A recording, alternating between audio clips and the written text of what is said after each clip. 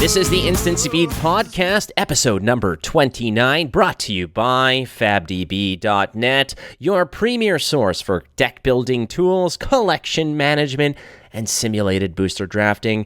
Make sure you upgrade your account at FABDB.net. Get access to all of those awesome features. Bring your game to the next level at FABDB.net. Our guest today is Erik Lonnquist, a.k.a. Doa, or DOA, depending on how you know him. And we've got some excellent conversation for you, but before we do that, we've got so many facts because this week was unheard of when it comes to information, so let's just dig through this real quick. The Calling in Taiwan just went down last weekend. Armada and I spent the night casting this wicked cool tournament. It was won by Shengsun Luo on Starvo, and there was the unfortunate circumstance of a disqualification, not to take away from the awesome run that Shengsun had in this particular tournament. The Battle Hardened in Taiwan also took place simultaneously. That was won by Wen Jinshu on Prism. All right, no problem. Let's talk about the Battle Hardened also in Madrid. There was another Battle Hardened that occurred, and that was won by Sergio Sanz Guerrero, also on Prism.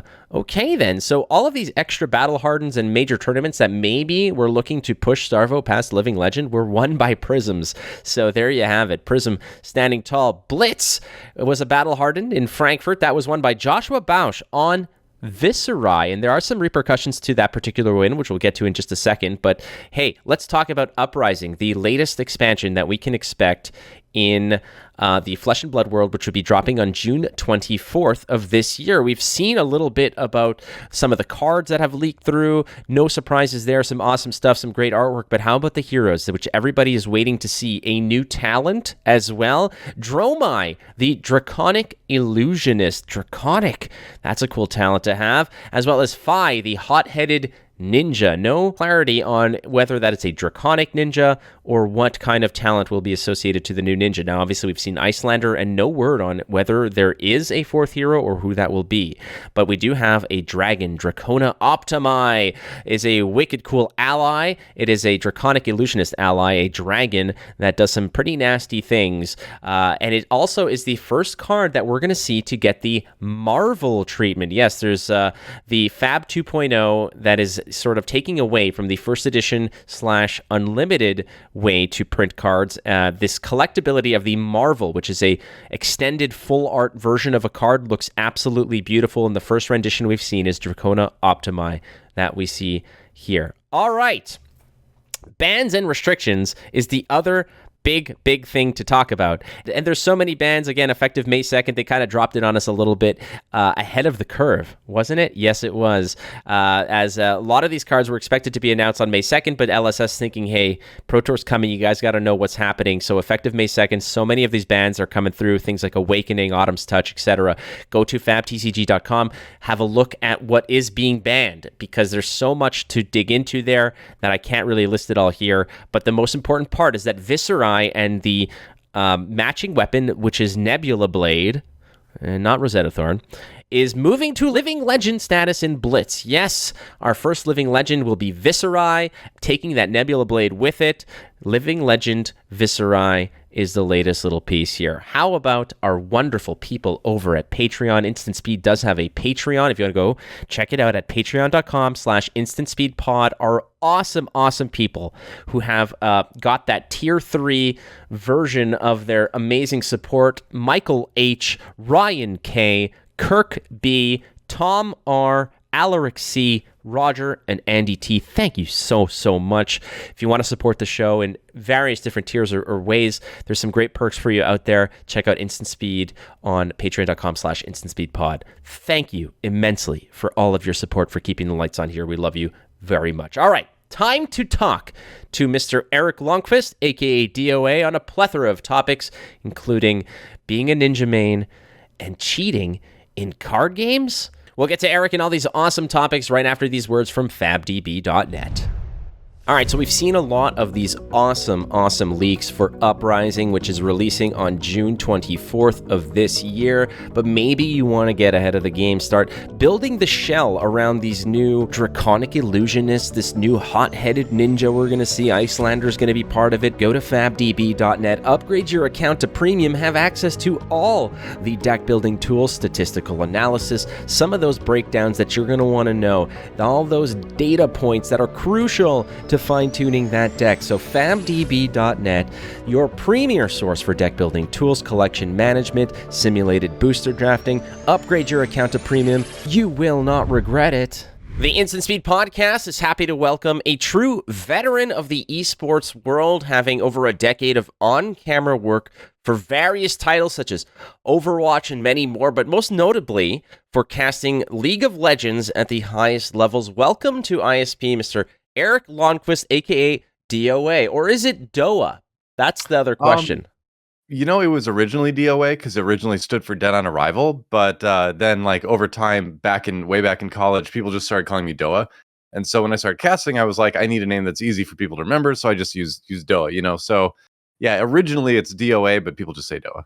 That's the question, like, because I the capitalization of DOA, like the A is capitalized, the D, so I thought it was Dead on Arrival. Sometimes things just kind of, they naturally progress to where you are right now. I was never Flake. That was not the intention. It just, as a combination of other words, it became Flakes like 20 some odd years ago, so I just ran with it. Hey, I mean, that's everybody's like ID has a story. That's kind of like the fun part about esports. Like sometimes people in esports are like, maybe we should just go like and start using our real names on broadcast. And I'm like, that's no fun. Come on. Like it's part of the fun of esports and gaming is just like creating your own kind of like gamer name, right? So why not embrace that? It's odd because the most of my interactions are with people who know me as Flake, and and it's been 20 some odd years that I've had this moniker, this screen name, and it's odd because like when I go to the bank or something and someone's referring to me by my name, that's when it's odd. I'm like, I guess I am that. That is me. It's. I know what you mean. Like, I mean, I've been DOA since like 2001, so it's like I've had this like name, over half my life at this point, So it's weird to think of Erik as like my actual given name sometimes, Hey, it feels like you're in trouble, right? Like, yeah, a little bit. Yeah, Erik is what's on the contract, but DOA is who I am. So. It's like my family calls me that, So the origin story of Mr. Erik Lonnquist, aka DOA, because you and I met, I guess, like in the past year or so, just through Flesh and Blood and through mutual connections and such. And but you were not always involved in CCGs from a work perspective, whereas a lot of our mutual friends are either card game players or card game casters. But you took a different route to where you are today, but I want to know more or less, let's talk about the card game aspect, because we've spoken, you and I, a lot about our mutual interest and love of like Star Wars CCG, which was way back when, but here we are together playing Flesh and Blood. So talk a little bit about that progression towards Flesh and Blood. Well, I'll start at the end with Flesh and Blood. So I had heard about this game, I'd seen it like advertised on like Channel Fireball and stuff like that, and but I didn't really pay much attention to it because I'm like, oh, new card game, another new card game, whatever. There's tons all the time. But it was kind of interesting that Channel Fireball in particular was pushing it as much as they were. But then I have a friend named Admirable, Nathan Zamora, who's another caster of card games of many types. I cast TFT with him. He and I casted Hearthstone together back in the day. But he told me it was really good. And I'm like, all right, well, if he says it's good, then I'll check it out, And so at the end of, around when Monarch was out, I bought some Blitz decks and tried. I'm like, this game is amazing. This is great. I'm going to get into this. I loved it. And then my wife, who is from South Korea, ended up having some visa issues. So she couldn't be in the US. So I ended up going to South Korea for most of the rest of last year. And just to, be with her. And I couldn't really play it out there. So those cards just kind of sat there until earlier this year when we were back. And then like that was around when Everfest came out. And then I finally started playing the game. So I've owned cards for almost a year now, but I've really only played for about 2-3 months or so at this point. But yeah, I'm addicted to it. It's great. But I started playing card games back in 1995 or so. It was around when Ice Age Revised was out for Magic the Gathering. I still remember this. A friend of mine, showed me in he was in high school. He was a little bit older than me at the time. But we were in like the cafeteria of his school for some like event, and he showed me this game called Magic the Gathering, and I played a red deck, and I was like, wait, I can like build my own deck. I don't have to like just use whatever's here. I can like find what cards I want to put it in, and like the idea of building your own deck immediately just like struck me, and I've been addicted to card games since then. I competed in a lot of MTG tournaments at the local upper Midwest level. Was never very significant. I was always pretty casual, but I enjoyed it. I enjoyed the competition. I really got into Star Wars, the customizable card game. That's the one that I tried to play in a lot of tournaments for. But I also did things like I was a DCI judge for a little while in the late 90s, and just kind of played. My brother and I would play every single card game we could get our hands on, whether it was like DBZ or BattleTech or Alien versus Predator. We never played X-Files, but I remember that being popular. That was a game. Played a little bit of Star Trek. Yeah, a lot. BattleTech to me is one of those games that I feel doesn't get enough love.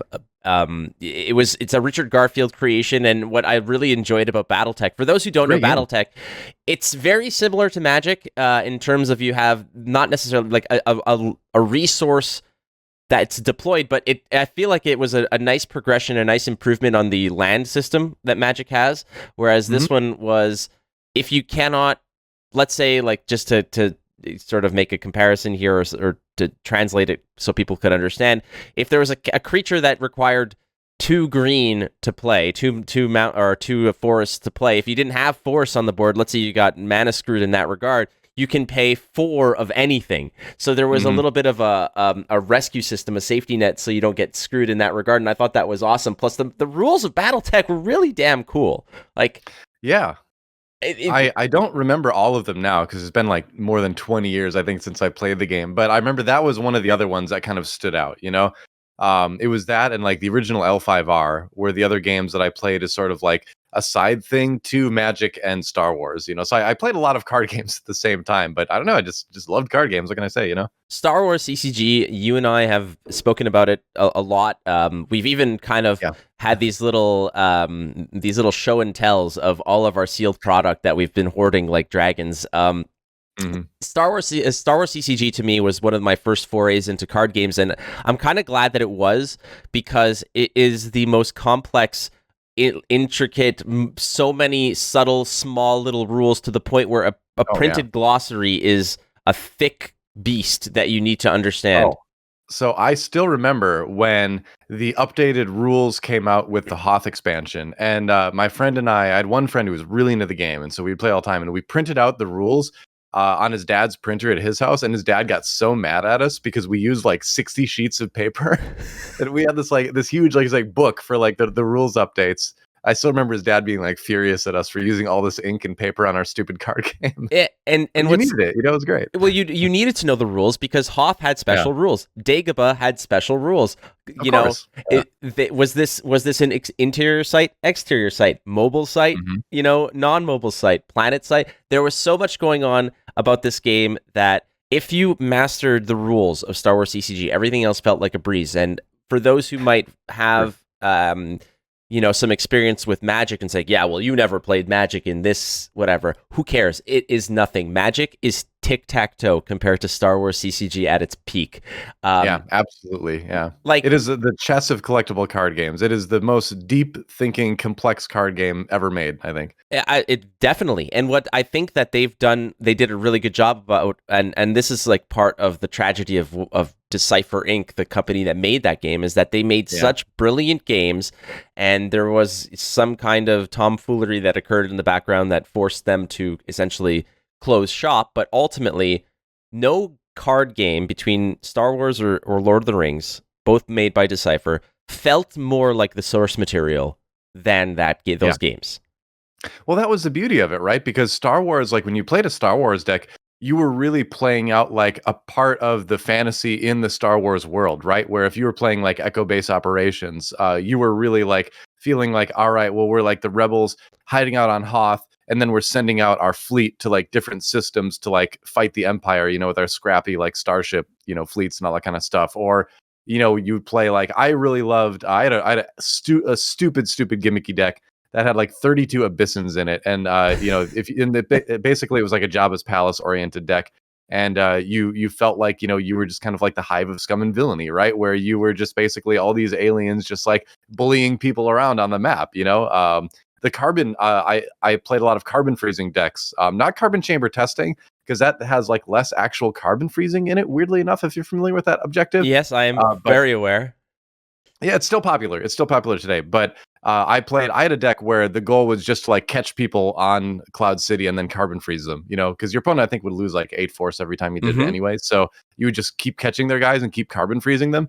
And it was really fun, like setting up all your equipment and your Ugnots at the carbon chamber and then like capturing people and getting them over there. So yeah, just like being able to play out specific parts of the Star Wars story in your deck was, you really got that vibe with every single deck, and no other card game has quite captured that feeling. Not at all. It's really fascinating. You can take a moment in any of the movies and basically say, okay, this is my favorite moment of the movies, be it the duel, be it Obi-Wan versus Darth Vader on the Death Star, be it doing a Kessel Run. You could take any moment out of the entire original trilogy and form a deck that is made to relive or to give that kind of same feeling. And it was, you want to blow up the Death Star, there's a deck that can do it. You want to invade Endor with commandos to blow up the shield generator, you can do that. You want to make a tribe of Ewoks to take out a whole bunch of speeder bikers, like there's so many beautiful parts about it. And now that you and I are so fully engulfed in Flesh and Blood, the lore aspect of Flesh and Blood is something that I've been very slowly getting into. I spoke to DM Armada, who's incredibly, in tune with the lore of Wraith and Flesh and Blood in general. I want to learn. I need to read more of that. I've been reading a bit of it, but I still have a lot of catching up to do.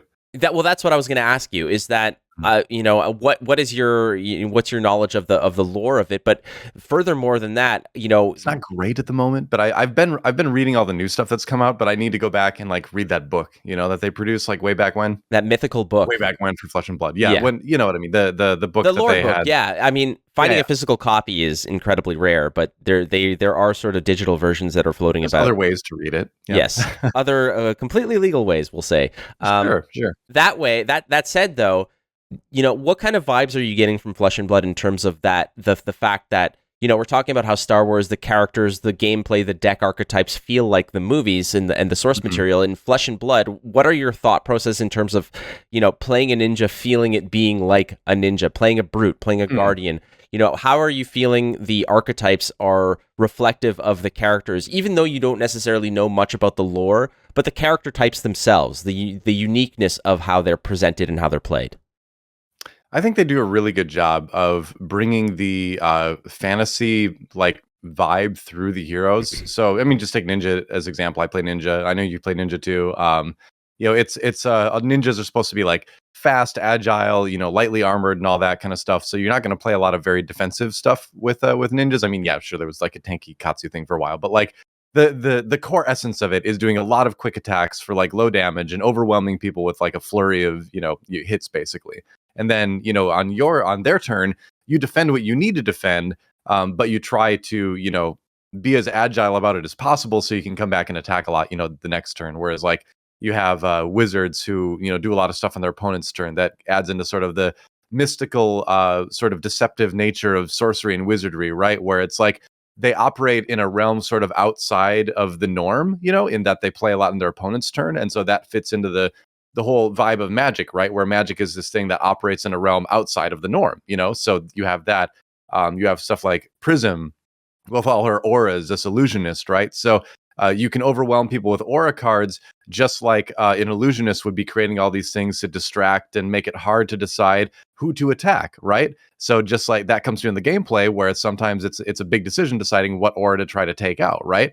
So I think the gameplay does a very good job of reflecting the fantasy, which is one of the things I really love about the game. And the fantasy itself, when the stuff I've read so far, it's very like high fantasy sword and sorcery. Like it feels very old school. It feels like the kind of stuff that was being like written in like the 80s or like the 90s or kind of and that kind of stuff. Very, Conan the Barbarian-esque, Right. David Gemmell, if you're familiar with his work, the old Dragonlance stuff. It feels like it's from that era in a good way. It's got, but with some updates as well. Obviously it's a little bit more of a diverse cast of characters, which is great. It's good to see that coming in, right? Because that is something that was lacking in the fantasy from that era.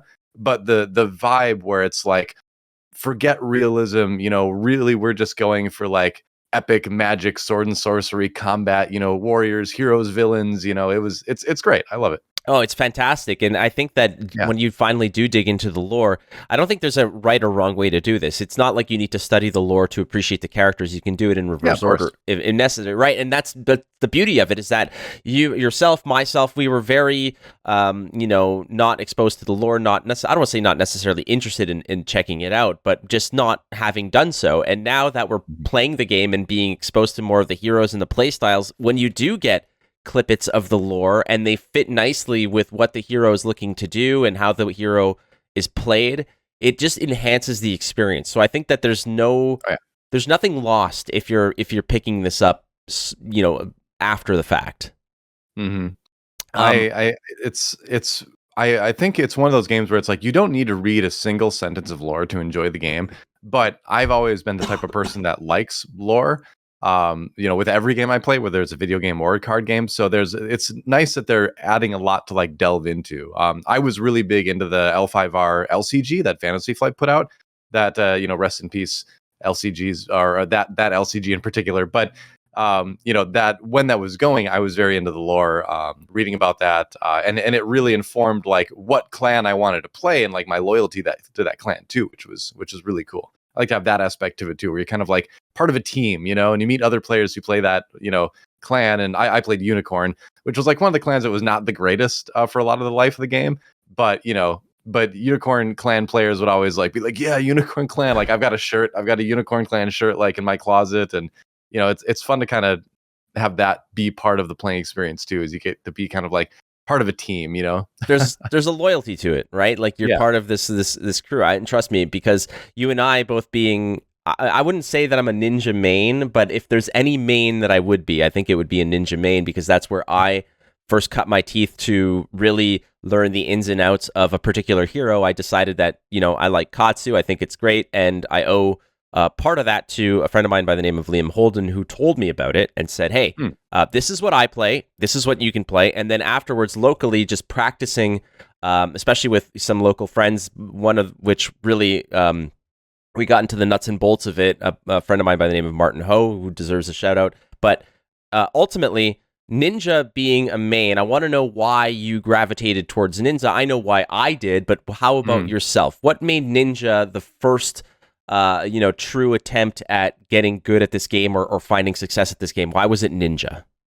I've always been a really aggressive player in CCGs, and just in gaming in general. I think it's just fun to like be the one being aggressive. But being aggressive, forcing the opponent to respond to me. In Magic, like I just love playing red deck wins. I've played red since like the 90s, and it's just always been an archetype I've liked.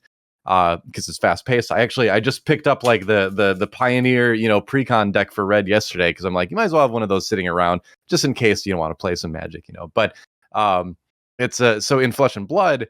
And I played Unicorn in L5R, which is also a very go wide, aggressive style of play. So in L5R, when I started out, I had no idea what hero I wanted to play, because for me the lore is cool and all that kind of stuff, but the play style has to fit what I want to do. So I was just, I bought a bunch of cards and I was just trying a whole bunch of different heroes. And I played one game of Katsu, and I got off like one combo turn where I went really wide, and I was like searching the deck and like finding the right pieces. And it all kind of came together to create this like much bigger turn than I was expecting. And I was like, that's really fun. I like the idea of poking with the Kodachis to put some pressure on, and then the big stuff comes out, because it puts your opponent in a really difficult position, right? Unless they're Oldhim.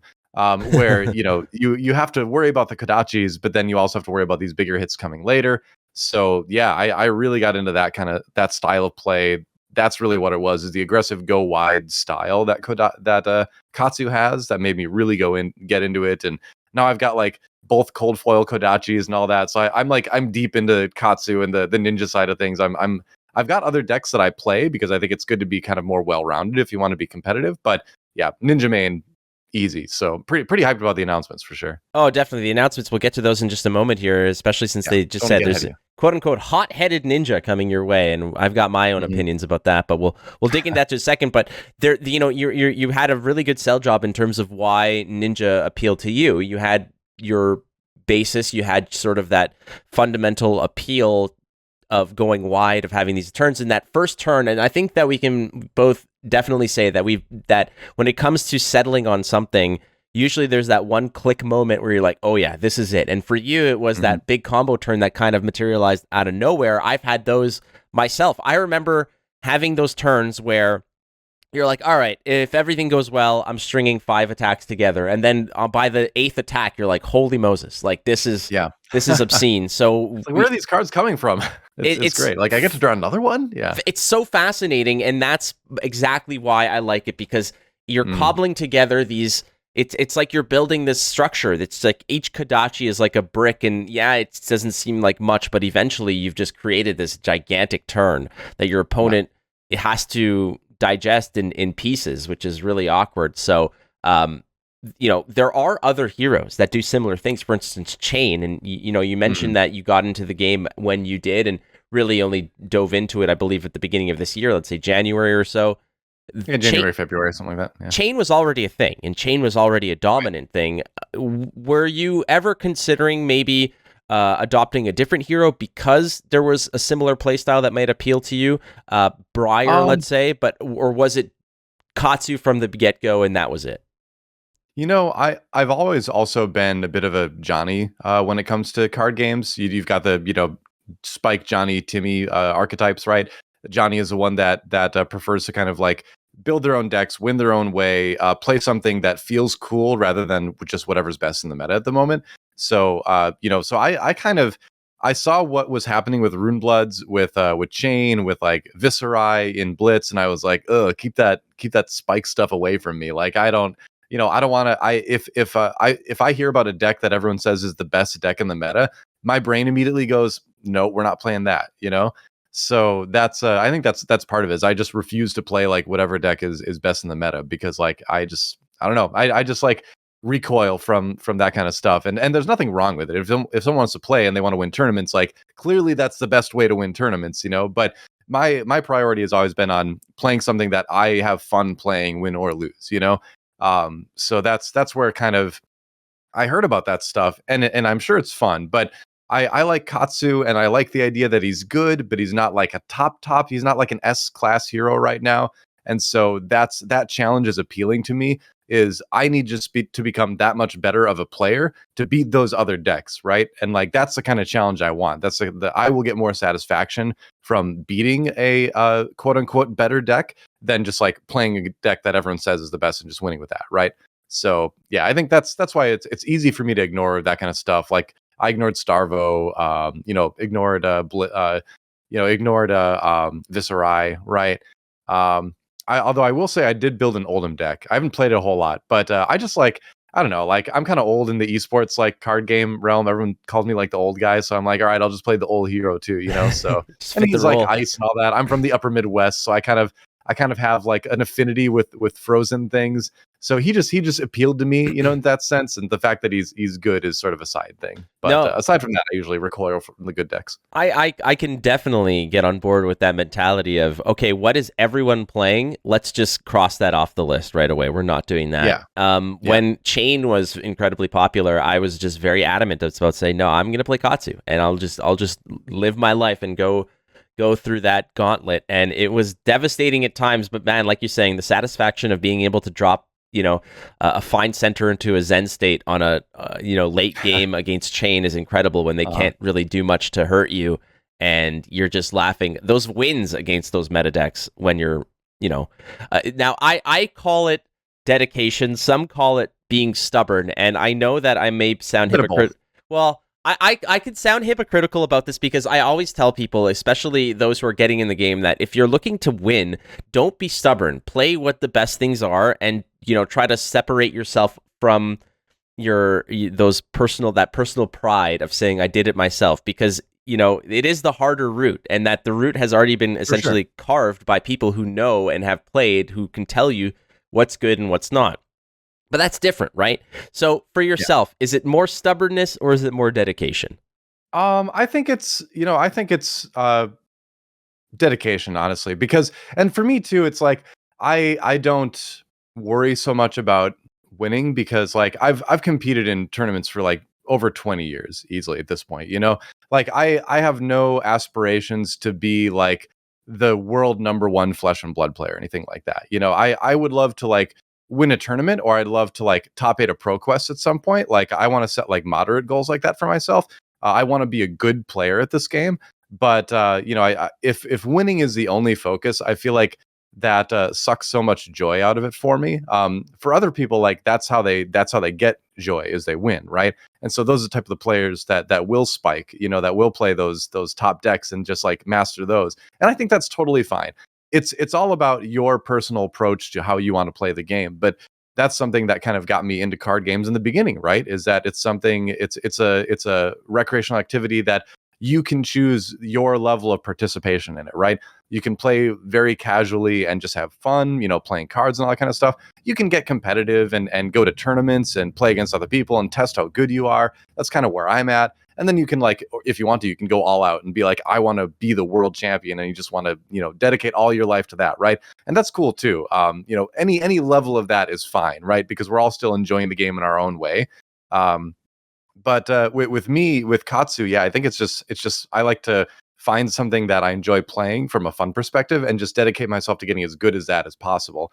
And I do, I do like to tweak decks and things like that, but I'm not above talking to other better Katsu players, right? Like there's like TCG Talk on YouTube, who puts out a lot of great Katsu content. Like I DM'd him on Twitter and I was like, hey, I've got these questions about Katsu and all that kind of stuff. So he's been generous in like giving me his input and stuff like that. So I want to at least be as good of a Katsu as I can be, so I'm not above, reaching out and getting help from people that are much better than me at it too, Yeah, well, that's the kind of dedication that I like to hear, definitely. So, and what's great about this is that people do have their mains, and part of it is because, sometimes collecting all the cards you need for all the heroes can be cumbersome, it can be expensive.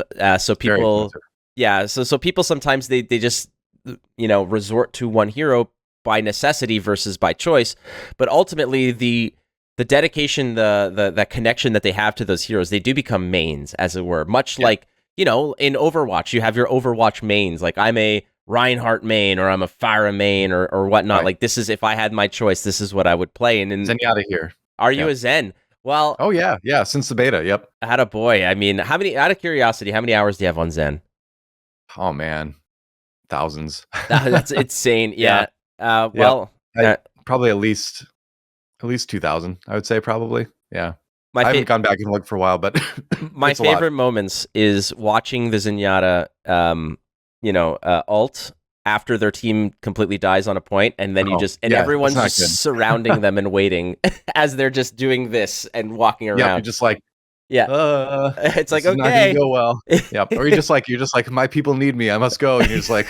And you just, go out around in the side street, ulting off the map, just like, all right, we're done. But I like Zenyatta because he's a very high skill hero in that it's very difficult to hit his shots. His projectiles move at a different speed than every other projectile in the game.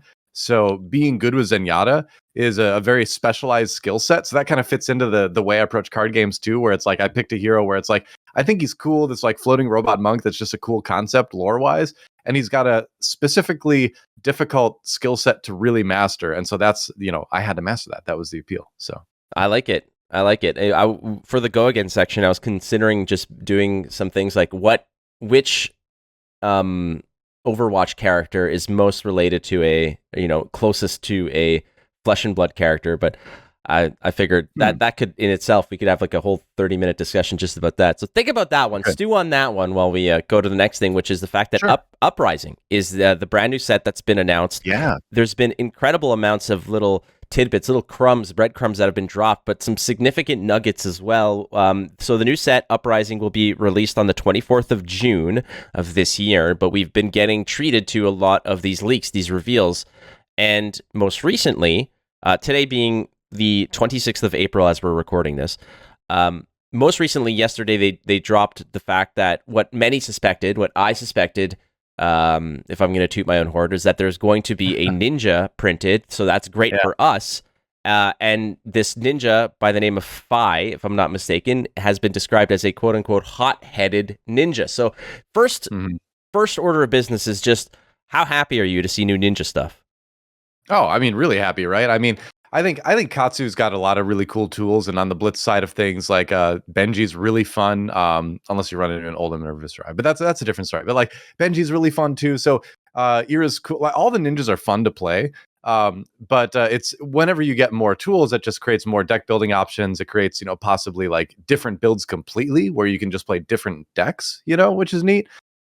So yeah, I think it's great. I can't wait. And like, so a lot of this, I'm like, oh, what can I incorporate into Katsu? But at the same time, I'm like, maybe I'm just going to be playing this new ninja. Who knows? It's a ninja, right? So, maybe Katsu will become my like secondary ninja to this guy. I don't know. It's like, I'm a class loyalist more than a hero loyalist, I think. Although Katsu will always be my first flesh and blood love for sure. Oh, definitely. But the difference here is that I think that this hero, in order to get this hero differentiated from what Katsu does. Now, Katsu's game text says that you can go ahead and basically tutor out an extra combo piece. So you have that to sustain and support your main goal, which is to sort of go leg tap into rising knee thrust into whatever, or surging into whelming into, to completing those bigger turns. But you could, I guess, be led to believe that this new hero, Phi, will not have that. So the question is this going to be a more of a go tall, hit big style ninja versus Katsu, who's more of a go wide and death by 1,000 cut style hero? So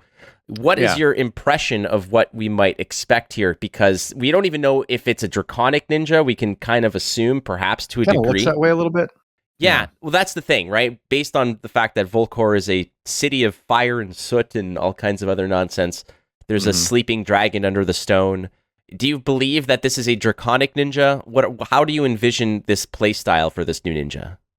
I think it could go different ways, because I think it could just be a fire ninja too. Because we've got Icelander, we've got the ice side, we could have fire side. If you think back to like with Monarch, we had light and dark as kind of the theme, maybe like draconic elementals kind of theme here. I don't know. I'm just theory crafting, but that could be. Draconic is interesting if he was a draconic ninja, because you'd have cards that would cross over between illusionist and ninja. Which I do see there is some like, obvious correlations between those two things. You think about like Naruto turning into a big piece of wood or something, right? Like illusion and ninja techniques have gone together for a while. So you could see cards that could work well in both archetypes, I guess. Then again, fire again would be a good counterpoint to Icelander being a focus of this expansion too. So it's hard to say. I feel like it could really go either way, but I was kind of think of like stylistically, how would this ninja play, right? Because like you said, we've got a couple different sets already where it's like Ira is basically like poke, big hit kind of. Benji, like I'm oversimplifying things, but Benji is basically just like tiny little pokes and then Spring Tidings turn. And Katsu is like big long combos, So this ninja, I would love to see something cool where if this ninja was like more elemental in the fire sort of oriented kind of thing.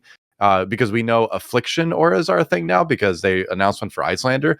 I would love a style where you would put like an affliction aura on your opponent that you could then load with damage and then pop later to do a big amount of damage to them. So almost like it almost sounds like a reverse rune chant, I guess, a little bit.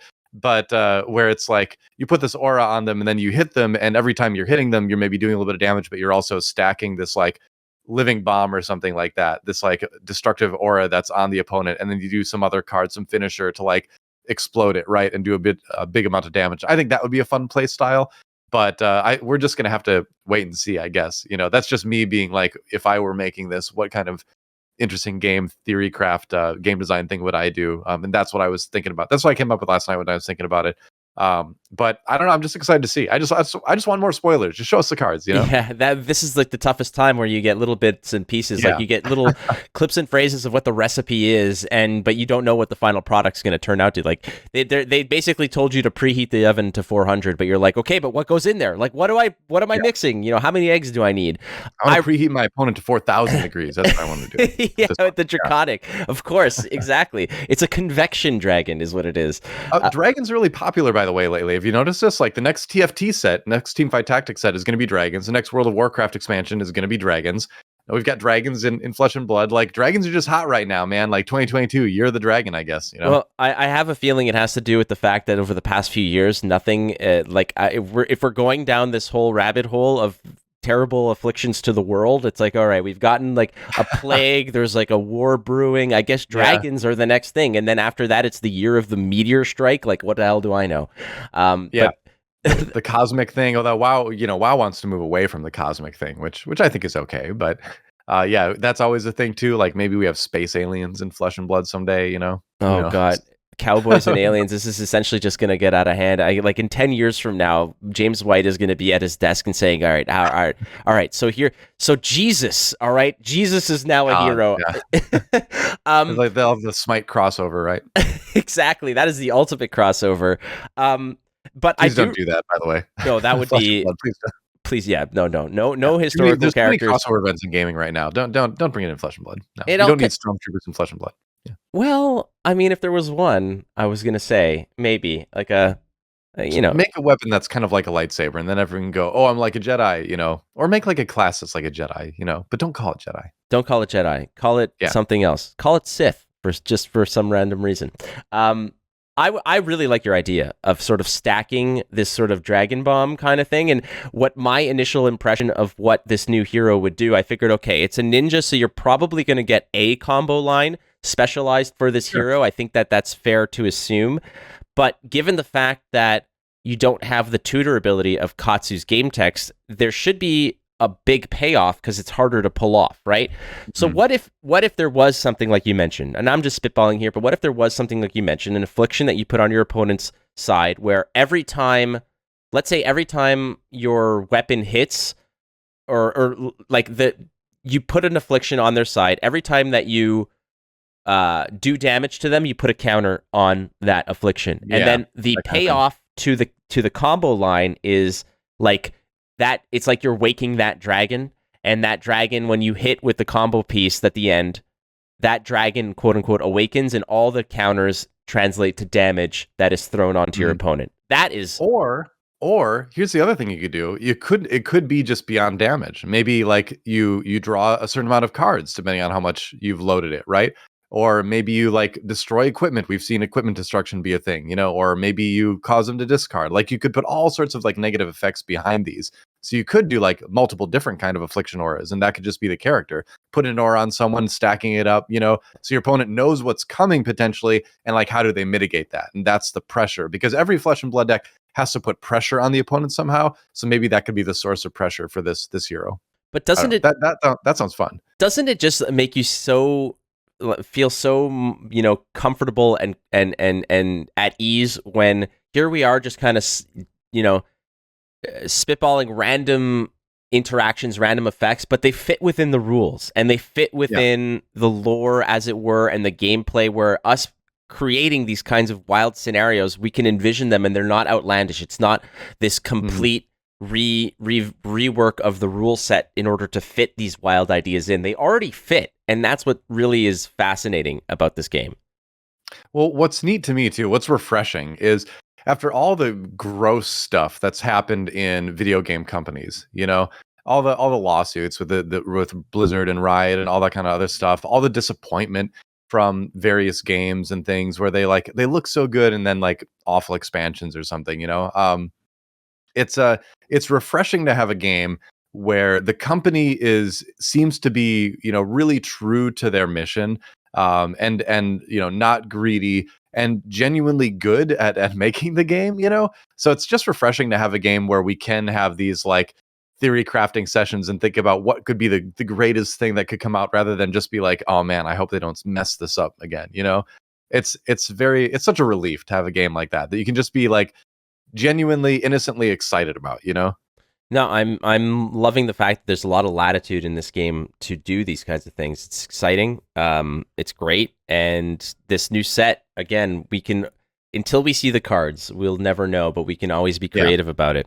Hopefully soon. Hopefully soon, indeed. I think that by the time that this airs this on Thursday, that there's probably going to be some more tidbits that are released. I'm hoping that they're saving a little bit of spice for New Jersey, but who knows, man? Yeah, I would imagine. I would imagine they're not going to reveal like the whole set, right? I mean, it's like, it's a lot of cards, so they got to keep something hidden. Yeah, it is definitely a lot of cards. That Vegas event though, that's coming up in June. Like I'm hyped. I think I might actually be able to go to that. I don't know for sure because the esports schedule is always crazy, right? But for now, that weekend is pretty free, so I'm hoping I can go to that event. That would be fantastic. Oh, no, that definitely. It's absolutely something that's on my radar. I'm just already looking at, again, you and I in this industry, it's difficult because our schedules are kind of, they're constantly in flux and evolving. And we don't have a 9 to 5, but that is something that's certainly on my radar. I would love to go there because it seems like a fantastic event. But before that is Pro Tour. There's so much going on. Like, this is what's crazy about it,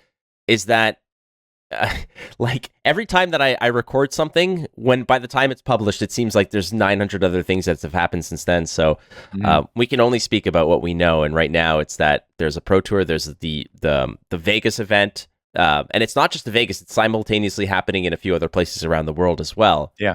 But what was occurring was in Taiwan was the Calling. And this is something I want to dig into a little bit. First of all, the fact that these callings are still occurring, ahead of Pro Tour is great because we do get more snapshots of the evolution of a meta that everyone thought was pretty solved. But the first thing I want to discuss about the Calling is the fact that the top 8 had no prisms in it. It was a Starvo fest. And, just get your thoughts about the fact that meta shaped up the way it did, that the top 8 was 6 Starvos, 1 Chain, and 1 Viserai. I think it's great, frankly, because the more Starvos that are out there, winning tournaments, the closer we are to like Starvo being gone. So it's I'm happy about that. I'm like, I kind of feel like if I were the type of player that was able to go to some of these tournaments, if I had more weekends free and all that, I might just play Starvo just to try to like do my part in getting Starvo living legend status. Like maybe that's what we should all be doing, is we should all just play Starvo. We can like hyper speed him into living legend, and then we can go back to playing what we wanted to. But I think it's obviously Starvo is like a concern, for the meta. He's very strong. I lost to one last night at the Armory event I was at. And the person who was playing it was even playing post nerf Starvo because he wanted to just start getting reps on like that kind of thing. But it was still difficult and oppressive to play against, as Starvo always is. But I do really love that the Living Legends system exists in the game, and I do have to say I'm glad that they didn't ban Starvo early. I know what it's doing to the meta, but at the same time, I'm glad they're sticking to their guns and letting the Living Legends system play out. Because if they were to just ban Starvo early, then what's the point of even having that system, right? So I don't think we're going to see a hero like Starvo ever again. I hope this was a big learning experience. I think it probably was for Legend Story, but I am glad that they are sticking to the Living Legend system and saying like, this is what we've established. We're going to let it play out, and I think that's good for the game long term. I think that's healthy for the game long term. So it's an irritation for sure. Not for me personally because I don't play in a lot of these tournaments, but it's when I'm watching them, I'm like, oh, it's all Starvo.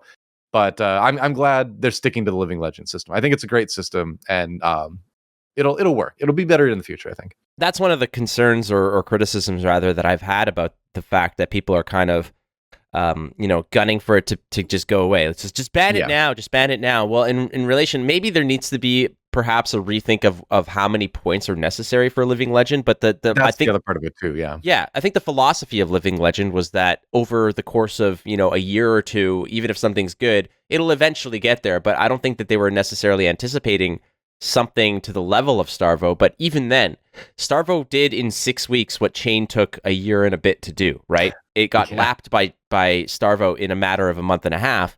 And the thing is that you have to let these Living Legends occur. You can't just preemptively ban it because otherwise, why does this exist? And I think that that LSS had the Living Legends system in mind because they wanted eventually to have some sort of like separate format for Living Legends, or like Yeah, they said that.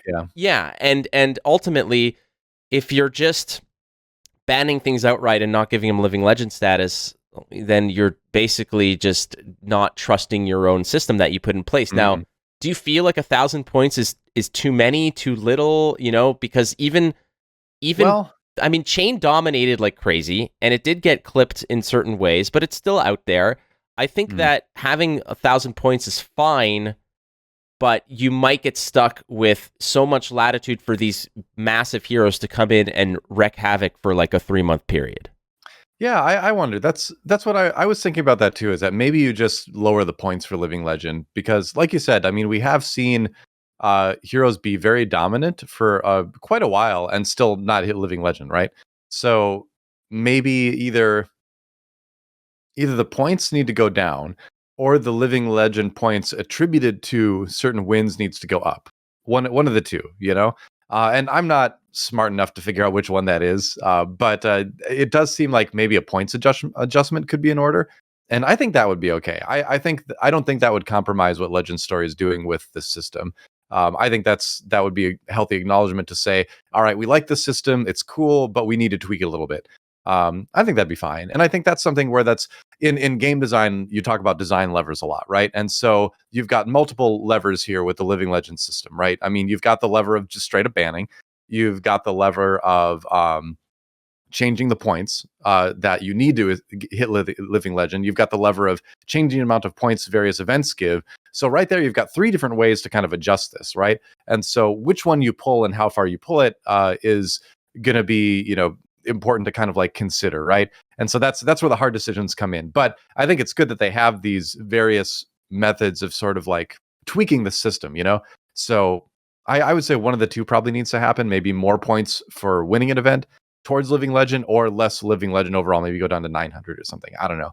But I think a tweak like that would be fine and probably healthy for the game based on what we've seen. Yeah, I think that if you lower the points by like 100 or 150 or something like that, you could avoid some of these situations because Starvo would have attained it, and it would have been no problem because it would hit Living Legend, and we wouldn't have to be in this spot because even despite the sheer dominance of Starvo and going absolutely ape for as long as it did, it never attained it, which is surprising to me because I don't think I've seen a hero dominate the way it did. Even though Chain back in the day was as strong as it was, it never got to where it needed to be. There were ways to beat it. It was fatigable. There was ways to get around it.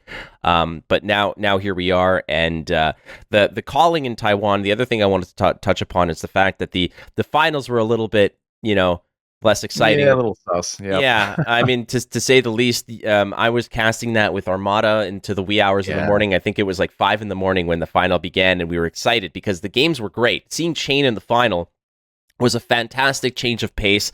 Yes, it was Starvo, but Chain and good Chain player can do it, and we had seen it because the Chain player went through a gauntlet of other Starvos and laid waste to them, no now problem. We know how. Well, we know how. And the reason why was because the player in question, whom we will not name, got caught cheating and was essentially disqualified from the tournament. And now, the way that cheaters are dealt with, this is another thing that's quite fascinating because I don't believe that the judge that was on location that was watching the game caught it. It was something that was brought up later. And I suspect, and I don't know this for sure, but I suspect that it was a matter of, like in my chat on Twitch where I was broadcasting the tournament, there were people that immediately caught it, clipped it, and said, it's fishy. And I suspect that that's exactly what happened in the YouTube streams as well. Mm-hmm.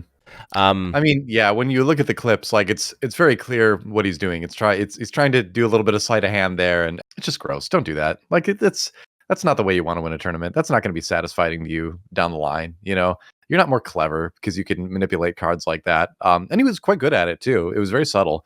And just I think maybe what we should reconsider is that judge that was sitting on the side. From his angle, it's difficult to catch something like that, right? The way that this guy was doing it.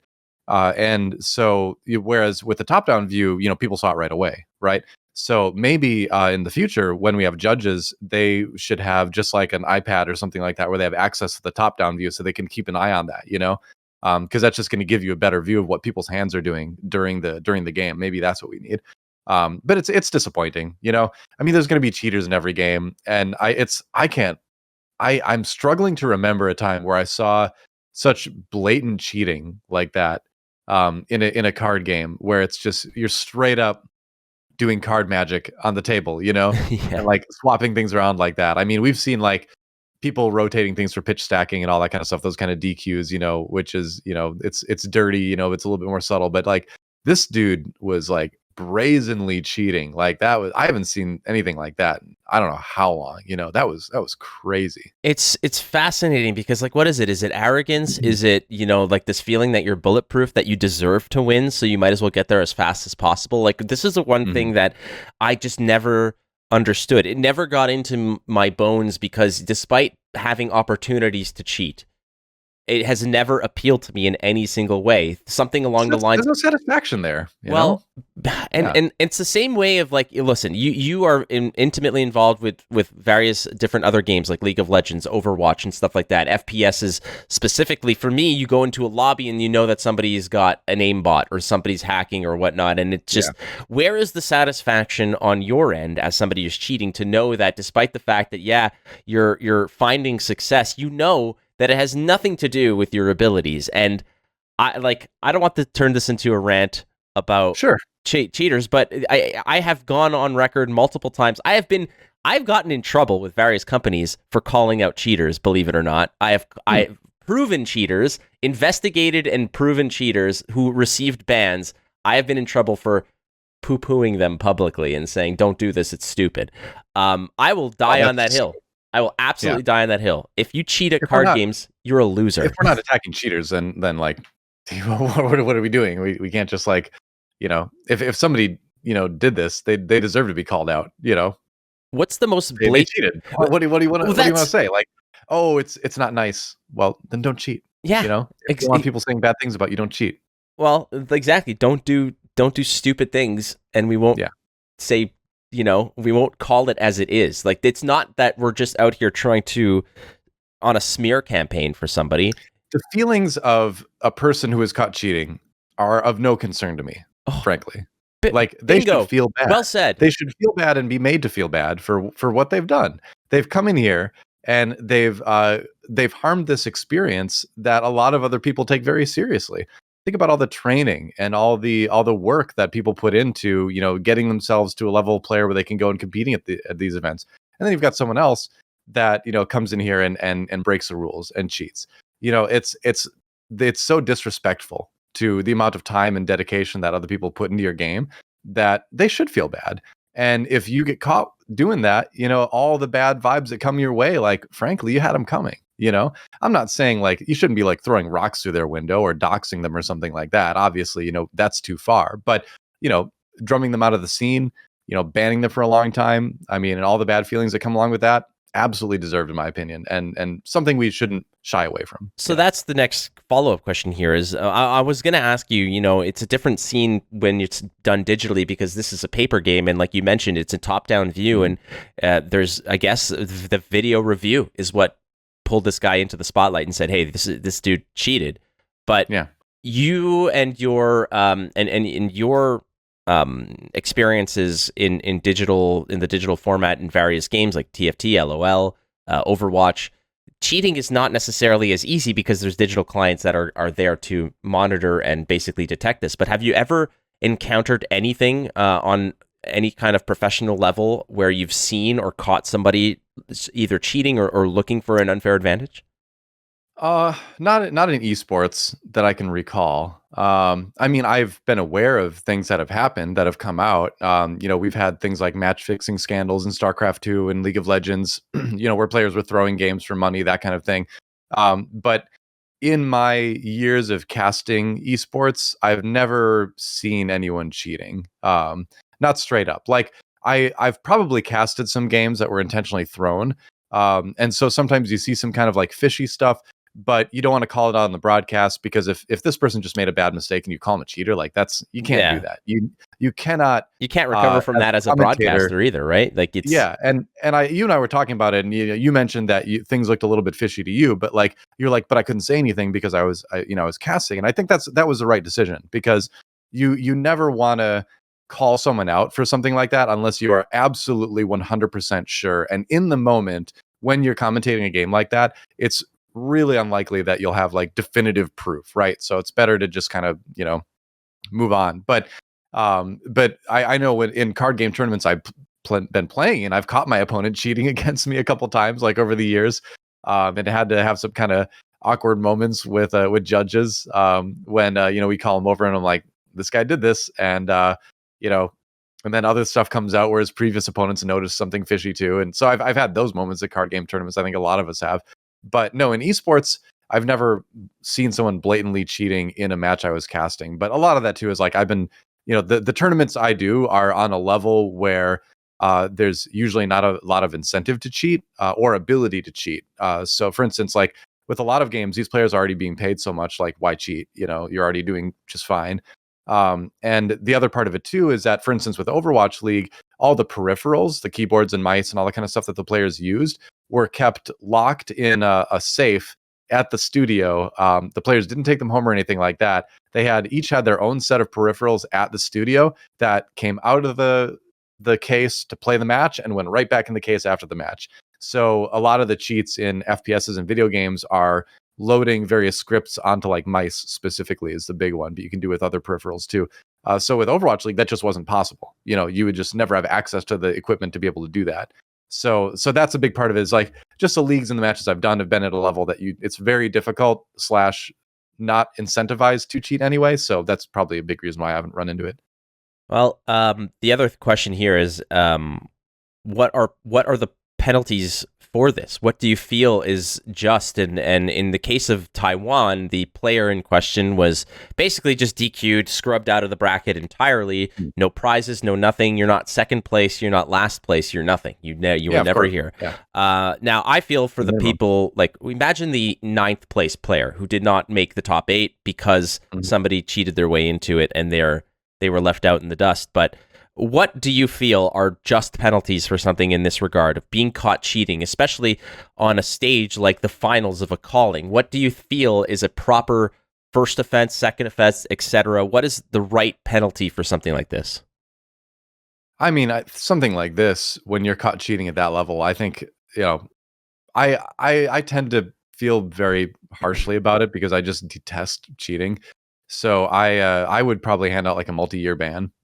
I wouldn't. I'm very hesitant to ever suggest a lifetime ban, just because like people can change.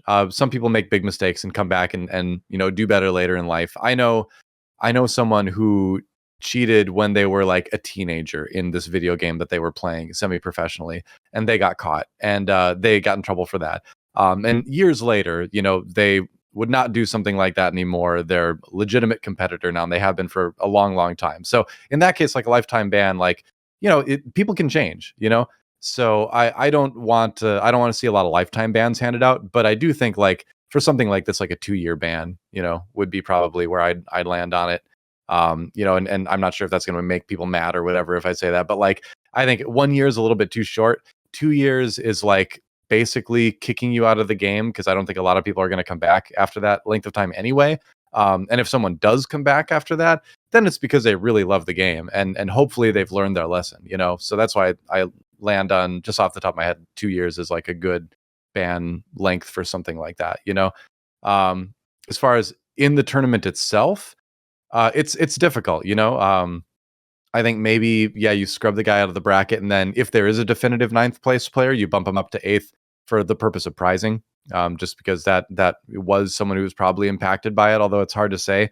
And that's kind of the difficult thing, is you can't like replay the top 8, right? Because there's a lot of turns and matches in there that weren't affected by it, and there are a lot that were. And parsing out which, how much of each there was is something that no one has the time or interest, really in doing. So in this particular case, if you can see a definitive 9th place player, you'd bump them up to 8th, in my opinion, given for prizing purposes.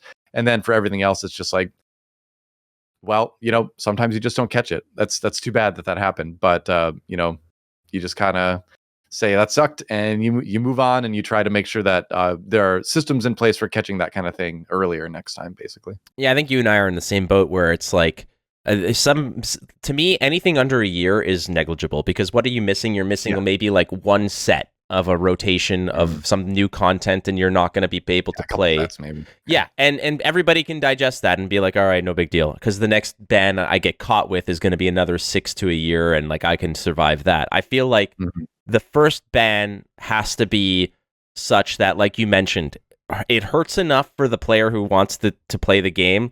It's long enough that if they are truly don't give an F about the game, they'll just leave it.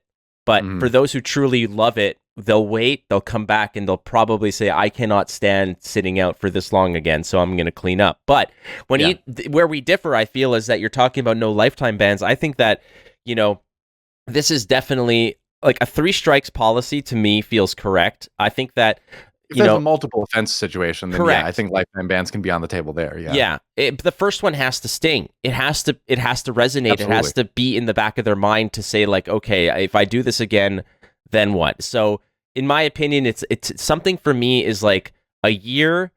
The first one is a year, the second one is 2 years, and the third is you're gone. Like you're no longer allowed. And I think that to me is fair, because a year is enough to sting. You're missing a whole year's worth of events and products. You're missing your nationals chance, your pro tour chances, all of that. They're all gone. The next time it's like you come back, if you get caught, it's like, all right, we're going to make this so that you might walk away. And then the third one is like, we're forcing you to walk away. And I think that's fair. But I mean, as somebody like yourself who just absolutely despises cheating, just get out. Just get these people out of the game. And I think that's... I'd probably do 2, 5 lifetime would be my 3, I think. 5. Because like if they get caught again, I'm like, I don't really want this person in the game anymore. I don't want them as part of the community. Frankly, you don't want people like that in your community. So I think the intent of a ban, if you're caught cheating like that, should be to push the person out of the game. And then they only come back if they really, really, really do love the game, and they really, really, really are willing to change. So that's why I feel like I'm a bit more harsh on it. 2, 5 lifetime is probably where I'd end up on that. I like that. Again, if you're somebody who cheats at card games, you're a loser. It's just I'm comfortable saying that. Here's another thing I would do is I want a list on the Flesh and Blood website of cheaters that have been caught and their bans, and their the date, the name, the offense, the type of cheating that was done, the amount of ban. I think should be recorded forever on the website, right? It's people should have this as sort of like, a mark of shame, frankly, because, and the thing is, it's important for other games, because we have to consider other spaces besides just Flesh and Blood as far as card games go, right? Where, we need, I think, other communities to be aware of people that are doing this kind of thing. So this person can't just get caught in Flesh and Blood and then jump over to another game and cause a bunch of havoc there, right? Right. So that's why I think it's important to maintain like a list of people that have been caught as well. I like that idea. And the beautiful part about this is that it's like the CCGs are very much, while a lot of them will kind of stay within their own spheres of whatever they're playing, there's a lot of cross-pollination when it comes to players who play one game, play another, that you want to know who these people are. And these kinds of reputations do carry over. But at the same time, I'm also very much a proponent that people can change and that there is an opportunity. So I think that... You'd hope so. Yeah, but like at the same time, you know what? If you truly want to find retribution, if you do want a redemption arc from your cheating story, you can do that. You can absolutely do that. But the fact that there's a registry, like you mentioned, where people can go and say like, all right, this is what it is. And to the same degree of, you know what?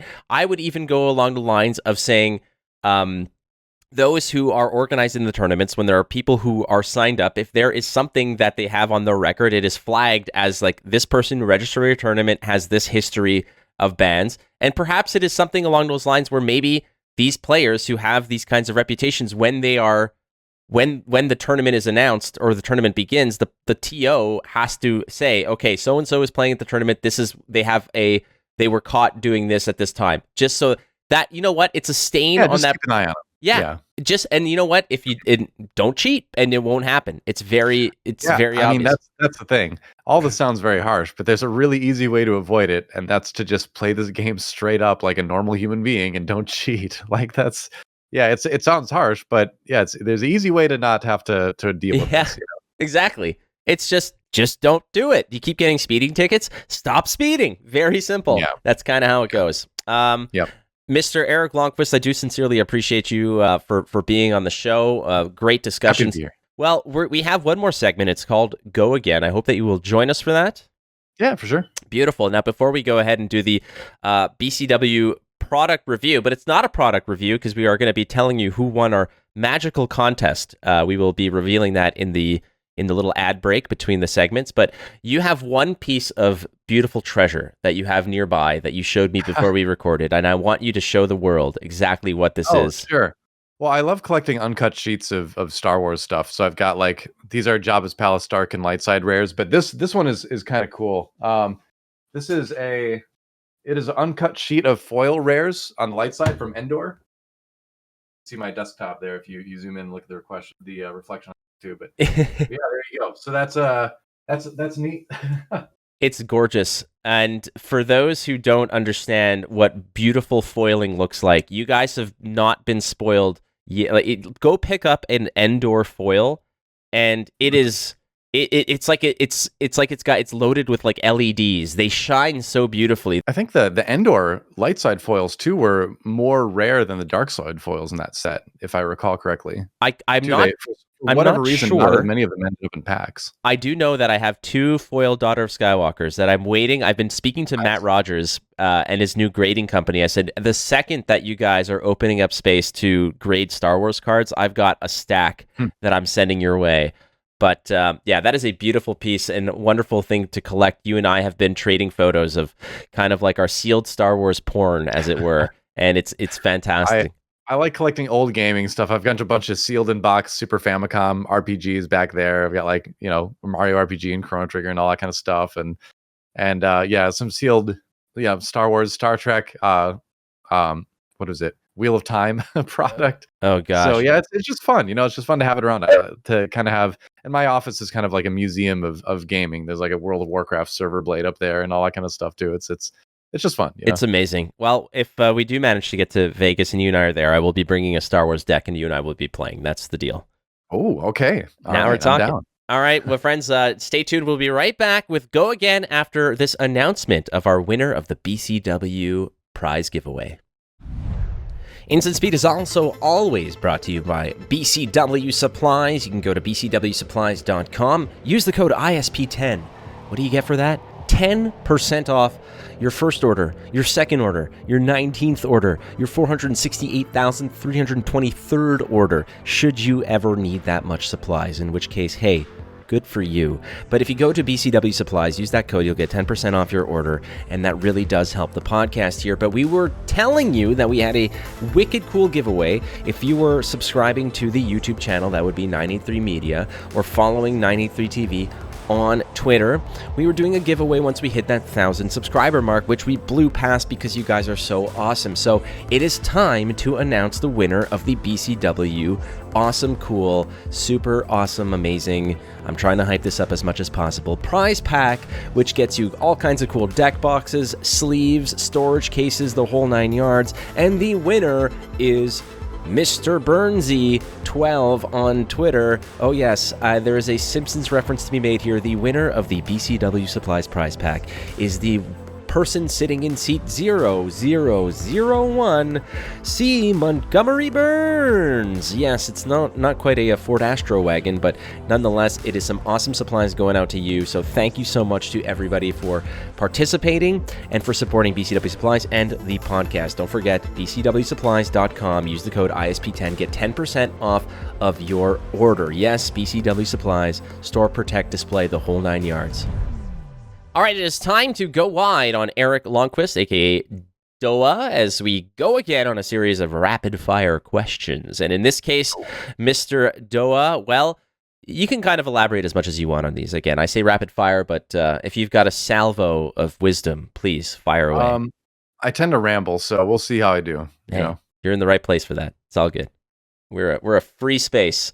I always get sometimes we'll do an episode and then I'll just get a message from my editor saying, "Really, an hour and 40 minutes for your hour-long podcast?" I'm like, "We got things to say. Relax." Nothing wrong with that. Yeah. My TFT podcast that I used to do was supposed to be an hour, and ended up being like, okay, well now we're just gonna plan on an hour and a half, and then like sometimes we'd even go past that, So Everyone's got ideas and guidelines, and then it's out the window as soon as somebody mentions Star Wars. I'm like, nope, it's going for long. All right. Question number 1. What is Erik's hidden talent? Ooh. My hidden talent. I think my hidden talent is this even a talent? I guess maybe my hidden talent would be I used to be so I'll pick 2 things. I don't know if I can, but I will. So a talent that I used to possess that I don't really possess much anymore is I was a really good skateboarder actually in high school and college, to the point where I was in talks to maybe get sponsored. So I could I did a lot of street skateboarding. My knees are in terrible shape now because of it, but man, it was like a ton of fun. I would go to the park like every night, our local skate park. In winter we would even we knew that if we shoveled off the snow from the sidewalks and stuff in the morning, by noon it would be dry and we could skate, so we were crazy, right? And the best trick I ever landed was a 360 flip, which I'm very proud of. Wow. I only landed 1 or 2, but I was pretty good. So that maybe that's a hidden talent that I definitely don't have anymore. I can still ride, but I can't I can ollie and stuff like that, and maybe do a pop shove it, but I can't I don't think I can kickflip anymore. But yeah. Okay, so here's that absolutely counts, because when I was young, all I wanted to do was be able to skateboard. I had one, and I just was not able. I could ride the skateboard fine, but I could not do any tricks at all. I couldn't ollie, I couldn't do nothing, and that is going to be the trade-off. Falling down to get there. Oh, you telling me, man? You're talking about your knees are broken. My pride has been obliterated by this piece of wood with wheels. I got a concussion once. I dislocated this shoulder. I tore ligaments in both ankles, and my knees are just they sound like crinkled tinfoil whenever I stand up from a crouch. So but hey, wouldn't trade it for anything. It was a great time. I'll teach you jump for Star Wars CCG if you teach me how to ollie. That's how this is gonna go. Oh yeah, sure. That's super easy. Easy. For you. That's not even a fair trade. Yeah. All right, next question. What would you rather do, or what appeals to you more? Casting the fast-paced action of a first-person shooter like Overwatch, or the slower tension building and time to gestate of a CCG? Huh. They're both fun. Honestly, I've always liked strategy games a little bit more, because there's more room to just sort of be yourself too, to let your personality kind of come out as well while you're commentating it. So I've liked things like StarCraft, League of Legends, Hearthstone, all that kind of stuff that you have a little bit more downtime. You can talk a little bit more deeply analytically. I've casted a lot of Teamfight Tactics over the last couple of years, and it's slower paced. There's moments where you get excited, but a lot of it is let's talk about the player's decision making and stuff like that. So it's less exciting overall compared to a game like Overwatch or something, but I enjoy that. I enjoy the slower pace stuff, frankly, even as a play-by-play caster most of the time. I like to think, I like to try to be more analytical. So even though that's not what I'm known for, funny enough, I'm more known for being a play-by-play caster, but I've loved being an analyst in StarCraft 2 and Hearthstone and Teamfight Tactics. That's been a great time too. So yeah, I like it a little bit slow, honestly. Yeah, well, there's a lot more time to, like you mentioned, to sort of figure out the strategies and such. I casted some Overwatch League, or not Overwatch League, but some Overwatch for a local Ontario league here, and I found that there was it is definitely a different flavor when you're just, I don't want to say spewing, but you're going rapid fire when you're calling this, and from switching that's from the trick is that you have to hold yourself back from going too rapid fire, because there's always something going on. So then the temptation is to just talk nonstop and be like a rap god, right? But it's it's you have to really be choosy about what you actually talk about, So that's I found the biggest challenge in Overwatch is seeing all this happening and then picking the most important things to vocalize, But there's a lot of strategy involved in it as well. Even though the fast-paced action, usually once the fights are over, sure, the adjustments and such in the strategy, I found that there was definitely a lot to dig into, and it was incredibly appealing to me to do. Do I want to do it again? I would probably do it again, but like I, like you, am more so on. I love the analytics part of it, of just watching players as they adjust and take their approach to various situations. So CCGs for me all day long. Next question is, like you mentioned, you're relatively new to the game, even though the game is relatively new in itself. But what would be a tip that you can give to somebody who's just starting out into Flesh and Blood, be it, whether they have card experience or not? What is a good tip that you can give somebody to, either further enjoy it, to have a better experience when they're just getting into Flesh and Blood? I would say initially try out as many heroes as you can. Borrow people's decks. Just try as many different heroes as you possibly can to find the one that you really like. And then once you do, then hyper focus on that. And just only play that and play against as many other heroes as you can. Because when you focus on one thing like that, one deck like that, you're going to be learning that hero, but you're also going to be learning different fundamentals of the game as well. And then you'll also be learning more about other heroes at the same time, because you'll be very keenly aware of what each hero can do. So playing only one hero when you're just starting out highlights the variations in what will happen to you when you play against different heroes, right? So I almost feel like if you play just one hero for a while, you'll learn more about what other heroes can do, versus if you yourself play a lot of different heroes in a lot of different matchups, because then you spend so much time trying to figure out how to play those heroes yourself, and you're less cognizant of what's coming in on the other side, versus playing one hero specifically and then feeling more keenly, what each hero is doing to you, So weirdly enough, I feel like you can learn more broadly about all the heroes by only playing one, if that makes sense. And that's when you're first starting out. Once you get the fundamentals of the game down and everything like that, which is what I'm still working on, then I think you branch out. Like, I'm finally getting to the point where I want to branch out and play more heroes. But when you're first starting out, I think just playing one hero for that reason is a good idea. It's incredible that the kind of different feeling, and like you have to make a very conscious decision to be like, all right, I'm moving on to something new. It's an interesting feeling when you finally feel comfortable doing so. You yourself, myself, starting off with Katsu, by the time I was like, we're going to move to Briar, it had to be me sitting down and just, it's kind of like, it was the decision akin to being like, all right, we're moving. We're going to a different state. We're going to a different country. We're moving.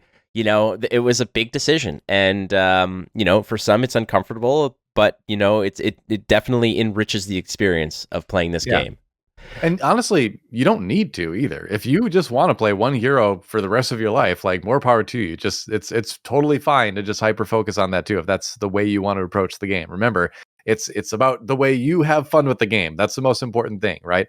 So if that is only one hero for the next 100 years, that's fine too, What is your proudest gaming moment, you yourself? As a player? Or as, I mean, it could be anything, just anything relating to gaming. I was thinking more so from a level of you playing games, but at the same time, some of my proudest moments involve being on a broadcast or a production level.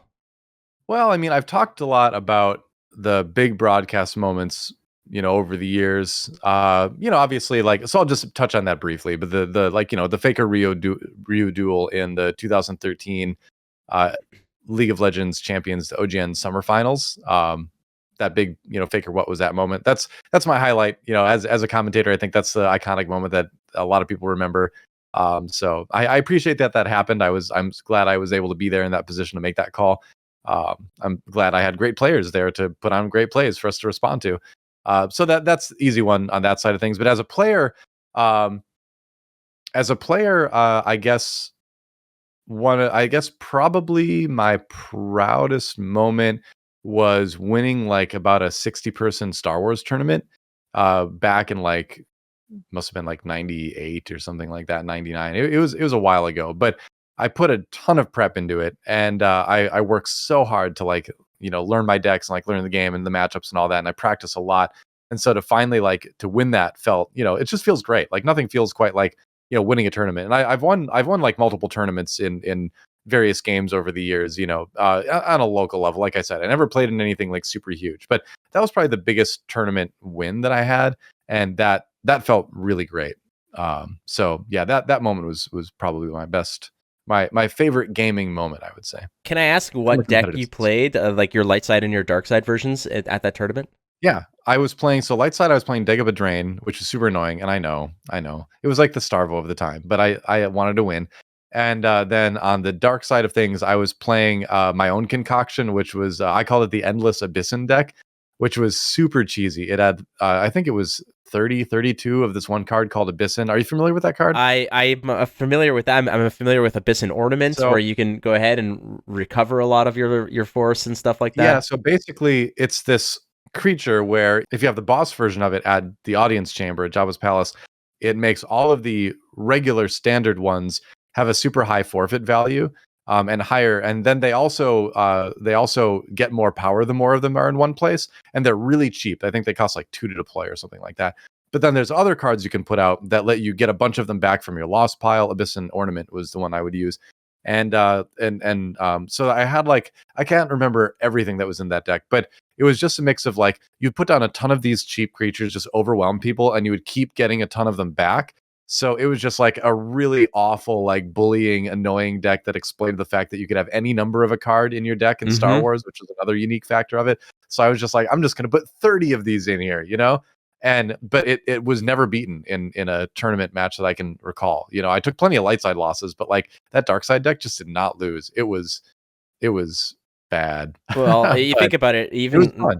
even with all the enhanced premier characters with their built-in weapons, if you're facing an onslaught of like 8 or 9 of these Abyssins, There's so eventually, many of them. well, Yeah. you can only cut down 2 or 3 a turn, and at the end of the day, you're still drawing Destiny, and they're still losing these characters to attrition, and you're just recovering them over and over and over again. That is a nasty deck that I actually want I would get them back. Yeah. I would love to see a list of this, and I just want to dig into that because I'll try to. I want to recreate it. It probably won't be exactly the same because I don't have the list from like back then. That was like more than 20 years ago at this point. But yeah, it was super cheesy. But I was really proud that it was like my own invention. And I remember like back then, like I had moved away from my friend that I played a lot of Star Wars with in Wisconsin. I moved from Wisconsin to Minnesota, and I like was like, send me all of your Abyssins, And he's like, why? And I remember getting like a big letter that was like this big thick letter filled with Abyssins, and I would go to all the card shops in the area and get like a lot, all the Abyssins. I would just buy them out. And be like, why are you getting all these Abyssins? I'm like, I don't know. I'm just, I just like them. Yeah. Yeah, I didn't want to reveal what I was doing. And then I would show up in a tournament with like a ton of Abyssins, this the endless Abyssin deck, and tilt people with it. It was great. It was a ton of fun. I miss that deck. You've got a pizza coming your way. What's on the what's on? Well, that's you gonna buy me a pizza? I would love to buy you a pizza. This is a hypothetical thing. Oh, you got me excited for a second. Yeah, I don't have that kind of power. No, we're not quite there yet, but we gotta get the Domino's sponsorship or something. Oh, I would love that. Domino's, Pizza Hut. I don't care. It could be anyone. Yeah, Papa John's, whatever. What would go on that pizza though? What is the ideal Erik Lonnquist pizza? I switch it up a lot. I never get the same pizza twice a lot of times. So it kind of depends on the mood. If I want something like, sometimes I go Hawaiian. I know I do like pineapple on pizza. But a lot of other times I'll go something like something a little bit lighter, like a margarita pizza. It depends on the mood, So right now, if I had one coming at me, probably something like, I don't know, probably something a little bit more substantial because we're getting towards lunch. So probably something like sausage, green olive, onion, something like that. Yeah, I don't know. Olives can be blasted out of a cannon directly into the sun. Those are black olives or green olives. All of them. Very different flavor profile. Yeah, all of them. Every single iteration of olive can go and take a hike. Gross. The greatest gaming moment you've ever got to call, like broadcast. Oh, well, that's a faker one, easily. There's been some other big ones, like the grand finals of the Overwatch League in the opening year, just being in the Barclays Center with all, thousands of fans. And that moment was huge. That was just fun to be part of that. Let's see, a lot of finals. I mean, grand finals in games are always a ton of fun, and being in Korea, I lived in Korea for like 6 years, working for OnGameNet, which was an esports broadcaster that existed until 2020, I think it was. But all of our league finals and all the finals like Overwatch we did over there, and like even Hearthstone sometimes, StarCraft, would be in these big venues with like thousands of fans, you know? So it's always fun casting the final big moments and hearing the crowd go crazy. And um, a lot of times over there, they would be listening to the Korean commentators. So the fans wouldn't be hearing what we were saying. Our voices were going out online, but I would do international events once in a while. So like the Barclays Center one for Overwatch League, or I distinctly remember casting in Wembley in London for the League of Legends. I think it was a quarterfinal match for Worlds in 2015, and just yeah, like having your voice go out there. One of my favorite moments wasn't like a big hype moment, but in Tallahassee, Florida, at MSI in 2016, 2015, can't remember which one it was. I think it was 2015. I came up with like the worst pun like ever, and I thought of this terrible joke to tell about one of the champions in the map, and I'm like, I'm gonna tell this. It's gonna be great. Everyone's gonna hate it. And so I set it up. I was like, so you know the saying, and I set it up in a very dad joke cringe kind of fashion, because it's kind of what I do. But I set it out. I dropped this pun on this huge venue, and like just the sound of like I think it was like 5 or 6,000 people just booing you at the same time. It was so great, because like, that was the intent. Is like, I knew this was terrible, and I knew everyone would hate it, but I'm like, this is going to be great. I'm going to tell it and everyone's going to hate it. And that's exactly what happened. And it was so much fun just to be like, it's fun to hear the cheers, but it's also fun to like do something is going to just make the whole crowd boo you too. It's I think that was a standout moment. Yeah. Interesting dynamic of power when you can both bring so much joy and excitement, but also have them turn on you on a dime by just dropping. It was in good fun. It was like, it was a good natured booing, but still, it was fun. Yeah. Well, I love it. Are you more of a Jedi or a Sith? Oh, Jedi, easy. Yeah. I mean, like, it's, the Sith are they're cool. I mean, they've got the cool factor going for them, certainly, but like, I mean, I think the Jedi have a little bit better view of life, I would say. Although, except for the celibacy thing, not as big a fan of that aspect of it. But but yeah, as far as just like being a good person, I think the Jedi kind of have that. Now, I don't know if it's particularly just celibacy as much as it is forming attachments, like emotional attachments, because there's no way. Those things kind of go together a lot of times, though. Well, I guess, but like, you can't tell me that Obi-Wan doesn't walk into a place and everybody's like, "God damn, son, like, let's go." Like, and I'm, and what's interesting is that canonically, Obi-Wan knew that Anakin and Padme were, hooking up and doing their thing. And there was kind of like this evolution of the mindset, like the that kind of wave of Jedi, like Qui-Gon Jinn even sort of thought out of the box, and he taught Obi-Wan. Technically, Qui-Gon was kind of Qui-Gon, Obi-Wan, Yoda. They were all kind of like rebels a little bit as far as like their approach to the Jedi philosophy. And that's the prequels weren't great films, but that is one thing that's underneath the surface that is interesting if you're a Star Wars nerd like me, is that the whole philosophy of what it is to be a Jedi is clearly, like, there's a lot of flaws in there too, right? The Sith's flaws are very obvious. Handling, putting everything on passion and rage will lead you into a lot of bad places. Whereas the Jedi side of things, putting unnecessary restrictions on yourself, or just the disagreements in philosophy, right? Where it's like, you look at episode 3, and at the beginning, the Emperor is like, he's too dangerous to be left alive about Count Dooku, you should kill him, and Anakin kills him, right? And then at the end of the film, you have Mace Windu saying the exact same thing about the Emperor, and that's really the moment where Anakin's like, none of this even matters, Jedi, Sith, who cares? I just want to do whatever, like, keeps Padme, safe. And so that's where he's like, forget this Jedi stuff, and he, like, helps the Emperor off Mace Windu, right?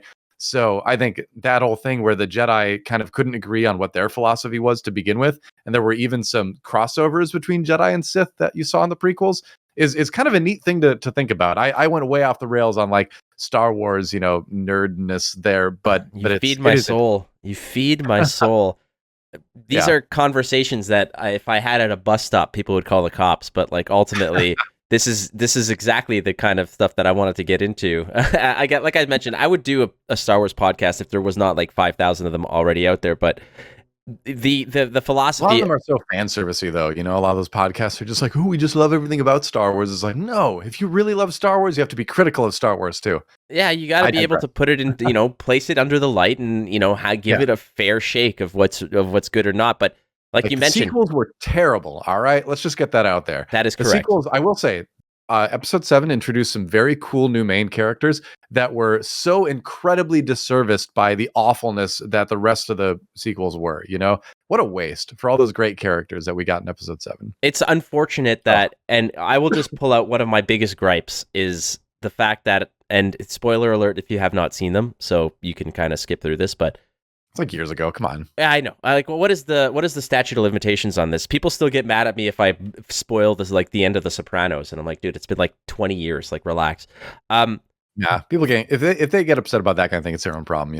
Yeah, just watch You've it. had your chance. Exactly. Yeah, clearly, you didn't care that much about it, or you would have watched it by now. The end of that movie of episode 9, wherein the entire arc of Rey, where you find out she's a Palpatine and she is essentially she's having these visions where she's a Sith and that she's falling to the dark side and she's worried about this and her whole legacy and the weight of that legacy and her destiny and all this stuff. And meanwhile, throughout that entire inner turmoil that she has of being afraid of that destiny, of that path, is that you have Luke and Leia driving it into her that your identity, your name is not your identity. You can choose your own path. You can be who you are. Don't be afraid. You are the the person who's driving your character arc and whatever. Like you are at the helm here. It's not destiny. That's not what's driving you.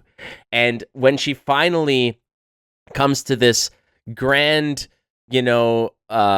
peak of her being, she defeats Palpatine and she resists the dark side and everything, and she's proud to be who she is, and she is who she is, and she comes to terms with the fact that she's a Palpatine. And at the end of the movie, she meets that wandering traveler on Tatooine, and she says, "My name is Rey." They say, "Rey who?" And she says, "Rey Skywalker."